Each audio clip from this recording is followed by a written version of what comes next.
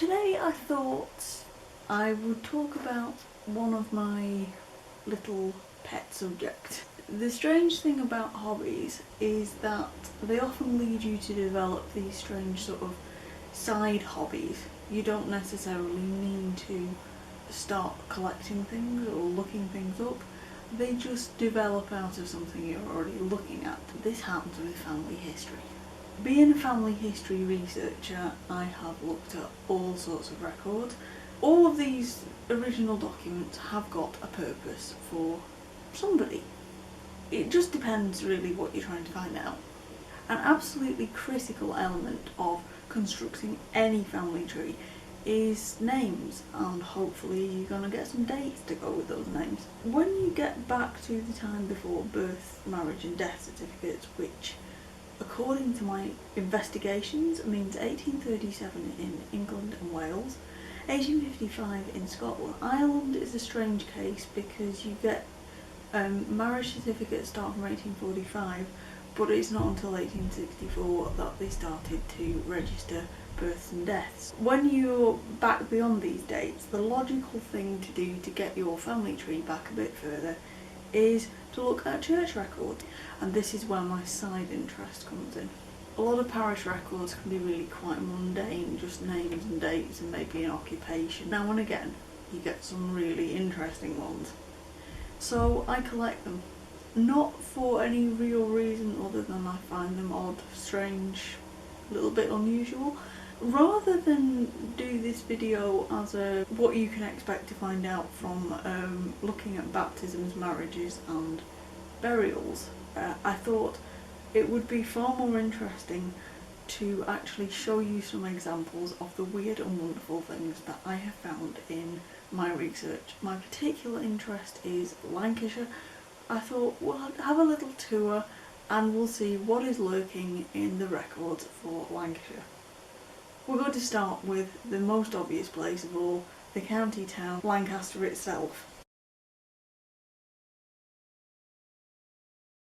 The parish registers for St Mary's Church in Lancaster tell us that on the 20th of July 1726, Philip Bostock, a prisoner, got married to Margaret Woods, also a prisoner. So it appears that people in the county jail were actually being allowed to marry each other, which sort of suggests that male and female prisoners were fraternising.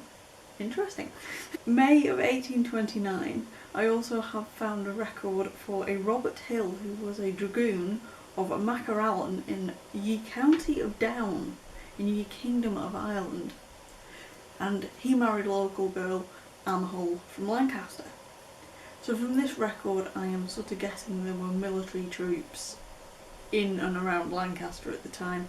We're slap bang between the two Jacobite rebellions, the 45 and the 15. Perhaps the dragoons might have been brought in to defend the north against the Scottish invaders. It kind of makes sense really when you start to look at a modern road map. The A6 actually runs all the way south from Carlisle through Lancaster and Preston, so it's a really obvious route if you're trying to get further into England from Scotland. So on that note, let's find out what was going on in Preston. From the 24th of October 1726 to the 16th of January 1727, 10 weddings took place, and of those 10, 5 bridegrooms were soldiers. I think they were probably based in the area at that time. There's an awful lot of military marriages. A little bit earlier in the register, in the 1650s, the Commonwealth period, there are some other interesting records. On the 10th of March 1656, Ellen, the daughter of Captain Edward French, and Anne, the sole daughter and heir of James Walton of Preston, is baptised. Now that's quite an interesting record, simply because it tells you who the baby's grandfather was. That's a really unusual record and obviously really helpful. All classes are accounted for socially in these registers. The 27th of July 1657, William, the son of James Abbott of Fulwood. James, the father, is an ironmonger, and little baby William, it says, was born at 10 in the mornings. That's very unusual. Not as rare as you might think, but it's unusual for an actual time of birth to be included. There's even a mention of Thomas, the son of William Steele Fox of Horton, who was rather exalted occupation, was servant to the Honourable Richard Horton, Baronet. All of human life exists in Preston.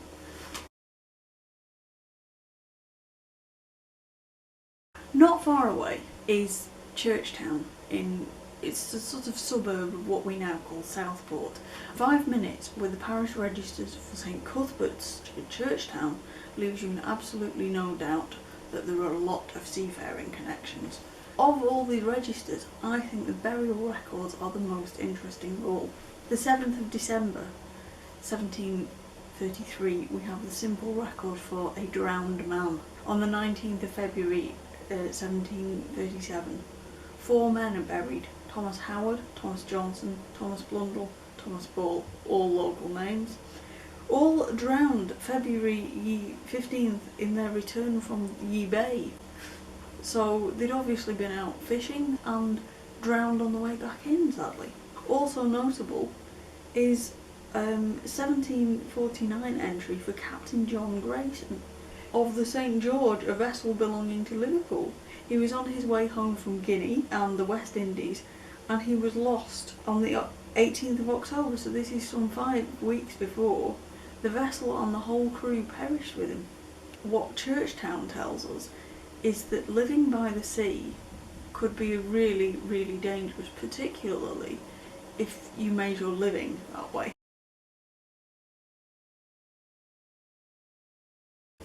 You can find interesting records in any parish register, but when it comes to southwest Lancashire, there are 1 or 2 records that are frankly a little bit mysterious. At Sefton, on New Year's Eve 1732, there's a burial record for one John Molyneux of Ince called Thick Leg. Why was he called Thick Leg? I want to know this. Is it his nickname? Is it a reference to an injury or a disability? Is it to distinguish him from another John Molyneux who maybe has thin legs? Who can say, but you wonder, don't you? Nearly 100 years later, in St Thomas's Church in Melling, there's also an entry for Thomas Thompson, a blacksmith, who died at the Red Lion, a pub I should point out, suddenly. Why did he die suddenly? Was he run over? Did he just keel over? Is it something to do with the fact that he was in the pub? Did he die from an excess of alcohol? Who can say? But again, you wonder. Orton, near Ormskirk, is a few miles inland from Southport and Liverpool and Melling.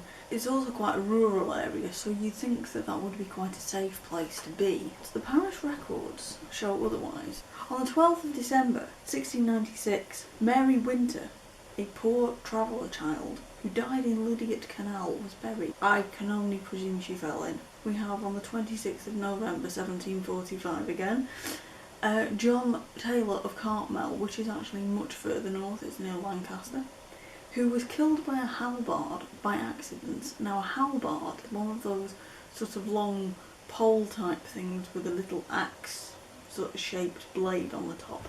How do you kill somebody with one of those by accident?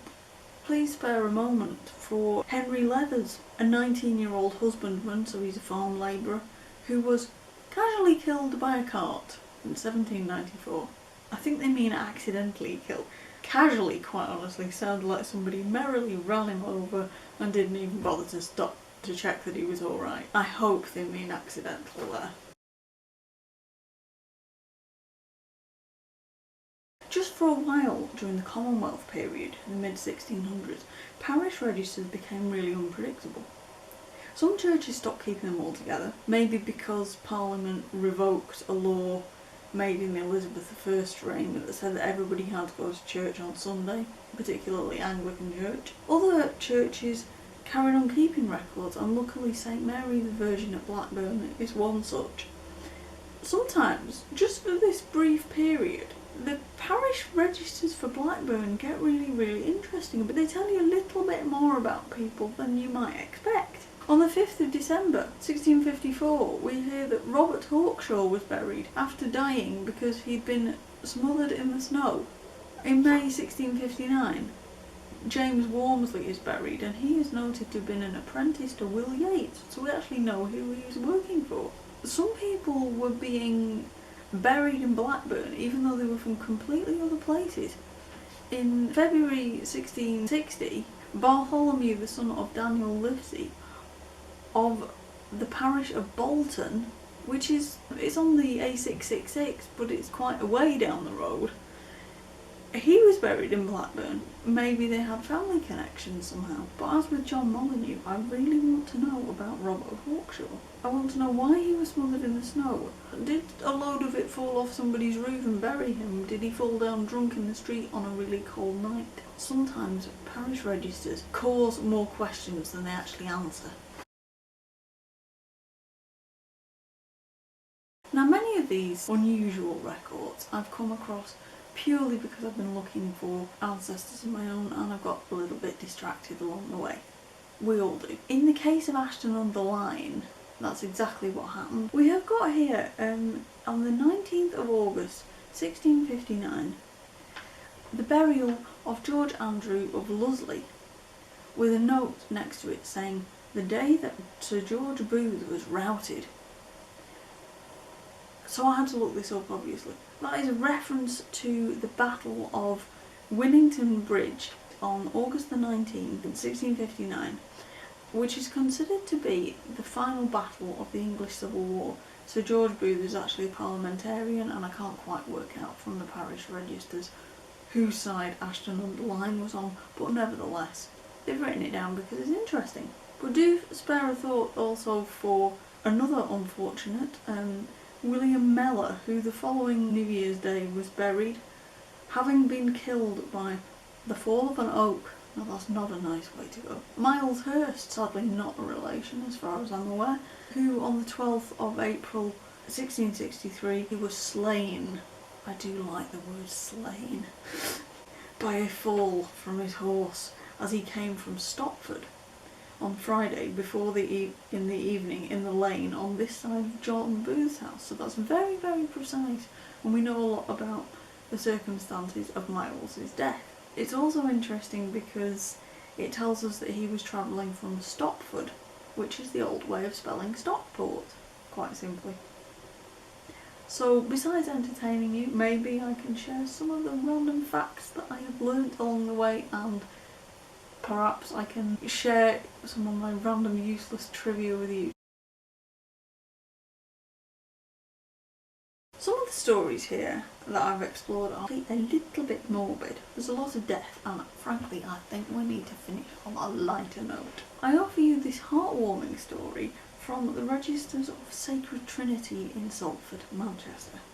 On the 21st of December 1819, Mary Ann Bold was found on the steps of number 2 Crescent, Salford, where a Mr. Chippendale lived. And by the time she was baptised on the 3rd of January, she had been adopted by Mr. Pinnington, a hairdresser from Chapel Street, and it said that she was considered as his own child. Now I think that's really quite nice. I don't know what happened to her. I'm still trying to find out, but I think that is a really heartwarming moment. So thank you for listening, and I hope you found this at least a little bit interesting or unusual. If you enjoyed this video, please let me know, and please do feel free to leave any comments. Perhaps you too have found some interesting parish records of your own that you can tell me about, and I would love to hear about them.